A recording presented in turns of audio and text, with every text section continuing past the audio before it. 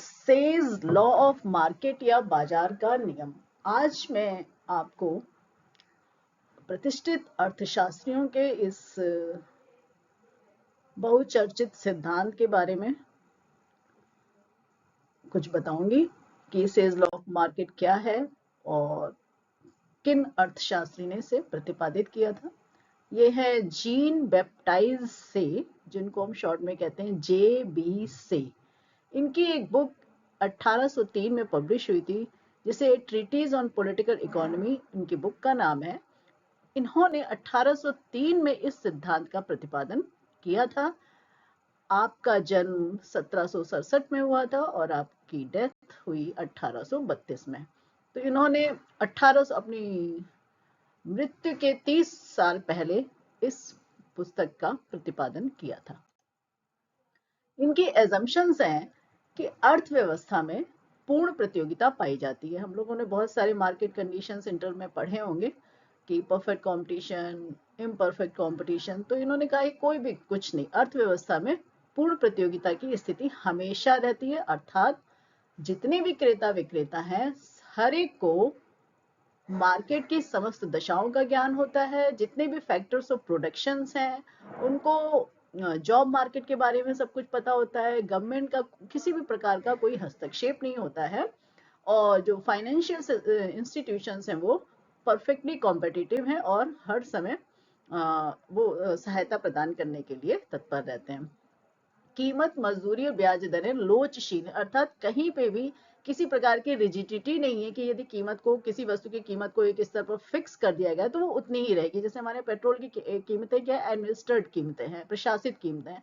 अगर वो फिक्स है तो जब तक सरकार उसे चेंज नहीं करेगी वो नहीं होगा। इन्होंने कहा सब कुछ डिमांड एंड सप्लाई पे हो, अपने आप सब ऑटोमेटिकली बदलता रहता है।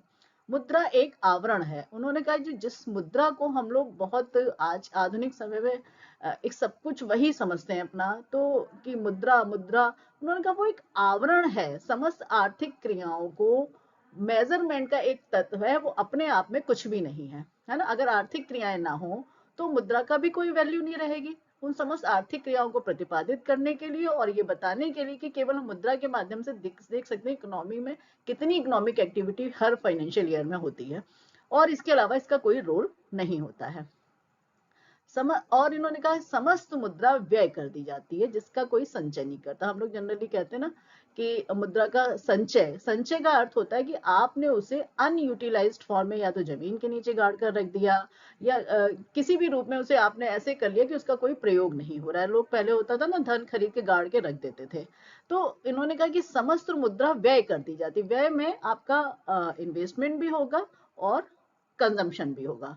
यानी कि एस के फॉर्म में कोई भी चीज बैंकों में या लोगों के पास अनयूटिलाइज्ड नहीं पड़ी हुई है। ठीक है, सरकारी हस्तक्षेप का अभाव है क्योंकि ये अर्थव्यवस्था में परफेक्ट कंपटीशन की अपनी पूर्ण कंडीशन होती है। उपभोक्ता की संप्रभुता, अर्थात उपभोक्ता जिस चीज को मार्केट में क्रय करता है या जो उससे मान लीजिए आप फीडबैक ले रहे हैं, तो उपभोक्ता जो चीज चाहता है उन चीजों का प्रयोग किया जाता है। ये नहीं है कि आपने कोई चीज थोप दी और उसको वही चीजें करनी, अर्थात उपभोक्ता की पसंद का पूरा ध्यान रखा जाता है, चाहे फीडबैक के माध्यम से या किसी भी तरीके से, जिससे कि इससे क्या होता है, फिर इकोनॉमी में ग्लट की कंडीशन नहीं होती। आप ऐसी चीजें बना के रख दें जिसका जो उपभोक्ता डिजायर, या तो उसके पास डिजायर है तो परचेजिंग पावर नहीं है, और परचेजिंग पावर है तो उसकी डिजायर नहीं है, तो वो उन चीजों का ग्लट बनता रहेगा, वो कोई खरीदने ही नहीं आएगा। इसलिए उन्होंने कहा उपभोक्ता की ही संप्रभुता है। उपभोक्ता की संप्रभुता का अर्थ होता है, हाँ वो ठीक है कि हम उसे विज्ञापनों के माध्यम से या अपनी अवेयरनेस क्रिएट करने के माध्यम से उपभोक्ता की चॉइस को अफेक्ट कर लें, लेकिन आप उस पर इम्पोज नहीं कर सकते। जैसे मान लीजिए आपने जैसे स्कूल ड्रेसेस आपने बनवा दी, कहा कि इसको गांधी आश्रम से ही खरीदना है, तो ये चीज वहां पे नहीं है, क्योंकि यहाँ उपभोक्ता की संप्रभुता खत्म हो रही है। आपने उस पर इम्पोज कर दिया कि आपको यही चीज खरीदनी है और इसी जगह से खरीदनी है। ऐसा नहीं है। उस जो इनकी जो क्लासिकल इकोनॉमिस्ट की एजम्पशन है वो यहाँ पर नहीं है। बाजार का आकार अति विस्तृत है, यानी कि बाजार बहुत लार्ज एरिया में, जिससे कोई भी व्यक्ति पूरे बाजार को या उसकी डिमांड सप्लाई को, प्राइसेस को अफेक्ट ही नहीं कर सकता। नियम जब, क्योंकि आप जब बहुत नैरो प्लेसेस पे होते हैं ना, तो चीजों को मैनिपुलेट करने की टेंडेंसी हो जाती है बहुत ज्यादा। आप एकदम से आपको पता चला अच्छा इस चीज की इतनी डिमांड है और इतने लोग लाओ इसकी होर्डिंग शुरू कर देते हैं, वहां पे पता ही नहीं चलता है कि कितना है। मान लीजिए आपने होर्ड कर दी, दूसरे ने सप्लाई बढ़ा दी, तो बाजार का आकार अति विस्तृत होने से इस तरह का मैनिपुलेशन संभव नहीं हो पाता है। नियम इन्होंने कहा लॉन्ग लॉन्ग पीरियड में होता है। लॉन्ग पीरियड क्या है आपका, 5 साल के ऊपर या 10 साल के ऊपर, तो बहुत ही ये 1-2 साल के अंदर आप इस चीज को देखेंगे तो ये चीज आपको नहीं समझ में आएगी, तो इसको आप दीर्घकाल के अंतर्गत इसकी स्टडी करेंगे। उन्होंने कहा ना ही आंशिक अधिउत्पादन होता है, ना ही बेरोजगारी है। अर्थव्यवस्था में आंशिक बेरोजगारी भी नहीं है। सारे जितने भी फैक्टर्स ऑफ प्रोडक्शन है, चाहे वो मजदूर हो या चाहे वो मजदूर हो या अ, अ, आपके भूमिपति हों या पूंजीपति हों, सबका जो अपना जो भी व्यक्ति अपनी सेल करना चाह रहा है, उसका श्रम, उसकी भूमि, उसकी पूंजी, सब कुछ एम्प्लॉयड है। ना ही किसी प्रकार का ओवर प्रोडक्शन ही नहीं है, जितनी डिमांड है उतनी ही सप्लाई है। ये आपको एक मार्केट का एक सीन दिखाया गया है। यहाँ पे देखिए सब्जी मार्केट है आपका, ये है ये अन्य जनरल मर्चेंट की जो दुकानें हैं, हैंडीक्राफ्ट्स वगैरह की मार्केट्स हैं। ये आपका कोई बोरोग मार्केट है जिसके अंदर बहुत सारी चीजें बिक रही हैं। तो ये है मार्केट प्लेस जहाँ पर क्या है, क्रेता और विक्रेता है, इन्यूमरस है और सबको पूरी जानकारी कि कहाँ पर कौन सी चीज पाई जाती है। अब इन्होंने कहा इनका जो नियम है वो लॉ ऑफ बार्टर यानी कि वस्तु विनिमय के नियम के ऊपर बेस्ड है। इन्होंने कहा प्रत्येक व्यक्ति जो उत्पादन करता है वो उसके उस उत्पादन के दो भाग हो जाते हैं। एक तो वो अपने उपभोग के लिए, जैसे सपोज करिए आपने कोई फार्म लिया, तो आपने जो भी प्रोडक्शन करा उसको आप अपने उपभोग के लिए भी रखेंगे, और जो सरप्लस है वो आपने अतिरिक्त उत्पादन के लिए भेज दिया। ठीक है। अब उन्होंने कहा उत्पादन की जो प्रत्येक इकाई की पूर्ति मांग का निर्माण करती है, क्योंकि आपने जब उस उत्पादन की पूर्ति करी तो उसके बदले में आपने उनसे पैसा लिया, यही चीज दूसरे ने करी, तो जो जो मनी था वो सारा का सारा व्यय हो गया। अब इस अतिरिक्त उत्पादन को वह अपनी आवश्यकता की दूसरी वस्तु को प्राप्त करने के लिए ही करता है। बार्टर में क्या होता है, आपने जो सामान लिया, अब वो दूसरे, क्योंकि मुद्रा का प्रचलन ही नहीं है इस समय इकोनॉमी में, तो जितना आपका एक्सेस प्रोडक्शन है, आप एक ही वस्तु के उपभोग से तो जीवित नहीं है। अगर दूसरा व्यक्ति, आपका पड़ोसी भी किसी चीज को बना रहा है, तो आप उस वस्तु से उसको एक्सचेंज करेंगे, तो आपका मार्केट हो गया, आपकी वस्तु बिक गई और उसकी भी वस्तु बिक गई। तो उनका पूर्ति इस प्रकार स्वयं अपनी मांग का सृजन करती है।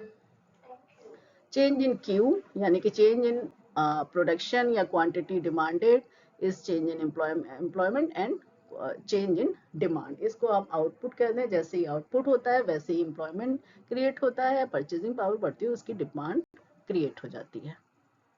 तो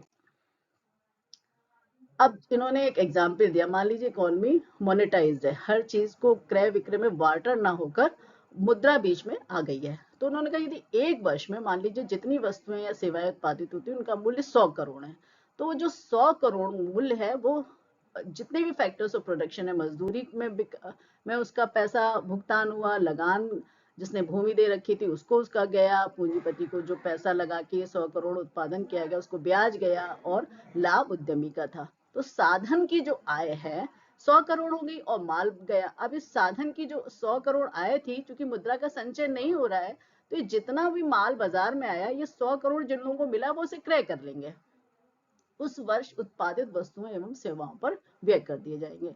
इस प्रकार पूर्ति ने अपनी मांग का सृजन स्वयं कर लिया है।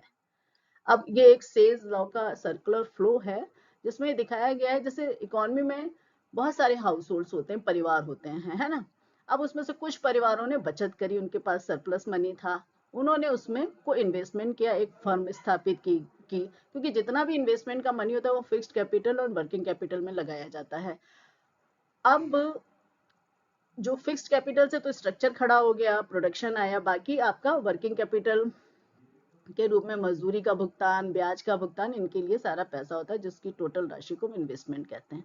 तो जब इन लोगों ने, कुछ लोगों ने बचत करके एक फर्म करी, फर्म बनाई, इसमें जो लोग काम करने आए वो हाउस होल्ड सेक्टर से ही आए। जब किसी चीज का प्रोडक्शन हो